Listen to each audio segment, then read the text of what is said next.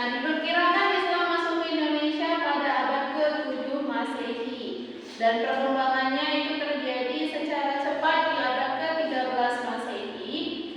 Masuknya Islam ke Indonesia ini ada yang tahu berapa teori? Ada yang tahu? Tidak? Tidak. Masuknya Islam ke Indonesia itu ada 4 teori yang berbeda. Nah, 4 teori ini yang pertama itu adalah teori Guzarat. Nah, teori Guzarat ini dikemukakan oleh Christopher Berge, di mana dia mengemukakan teori ini karena berpendapat beberapa alasan. Yang pertama, itu tidak ada realitas yang menunjukkan peran masyarakat Arab dalam penyebaran Islam di Nusantara. Yang kedua, itu adalah sudah sejak lama ada hubungan perdagangan antara Indonesia dan India, di mana teori Guzarat ini didukung dengan adanya bukti batu nisan Malik Al-Sawarik. Nah, yang kedua itu ada teori Arab. Teori Arab ini mengemukakan bahwa Islam itu masuk langsung dari Mekah Arab dari jalur perdagangan, di mana teori ini didukung oleh Hamka.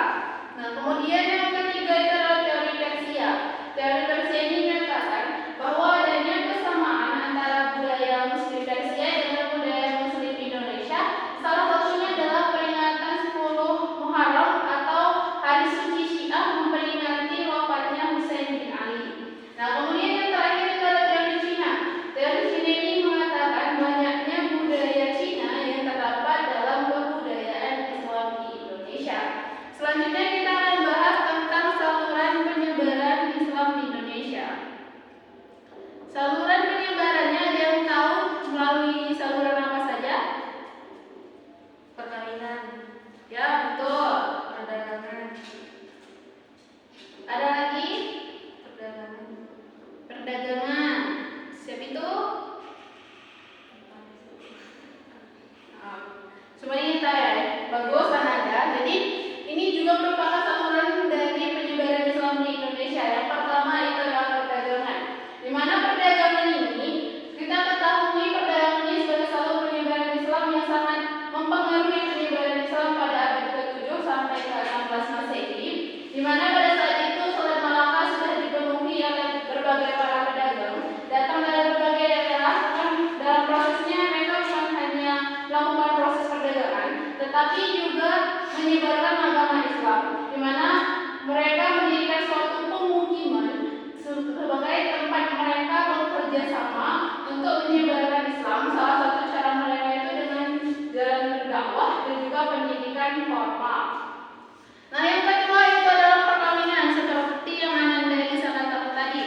Perkawinan ini di mana para saudagar itu dianggap sebagai kalangan yang terhormat.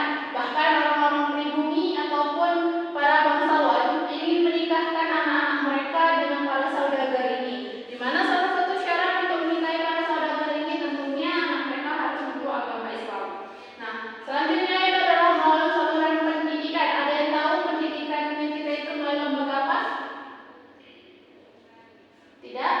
Nah, jadi melalui pendidikan ini didirikan suatu pesantren, di mana santri-santrinya setelah menempuh pendidikan, mereka dipulangkan kembali ke daerah mereka masing-masing untuk menyebarkan agama Islam. Kemudian yang selanjutnya adalah tasawuf. Tasawuf ini adalah ajaran yang berusaha mendekatkan umatnya dengan Allah Subhanahu wa Ta'ala, Sang Pencipta. Nah, ini merupakan salah satu cara yang efektif untuk mengadaptasikan dan mempercepat penyebaran Islam pada saat itu. Kemudian selanjutnya politik. Politik ini penyebaran Islam melalui kekuasaan. Artinya apa Anda? Ketika penguasanya sudah memeluk agama Islam, maka di suatu negara atau suatu daerah itu sangat mudah untuk menyebarkan agama tersebut. Karena penguasa ini dapat mempengaruhi penduduknya atau rakyatnya, kemudian juga penduduknya. Kemudian penguasa ini juga dapat mempengaruhi penguasa yang lainnya. Kemudian selanjutnya itu melalui seni dan budaya. Seni dan budaya ini bisa dijadikan sebagai salah satu media dalam penyebaran agama Islam. Nah, salah satunya diterapkan oleh Wali Songo. Wali Songo ini adalah 9 tokoh ulama sebagai penyebar agama Islam di Nusantara, khususnya di Jawa, yang menggunakan seni gamelan dalam penyebaran agama Islam. Nah, selanjutnya kita masuk kepada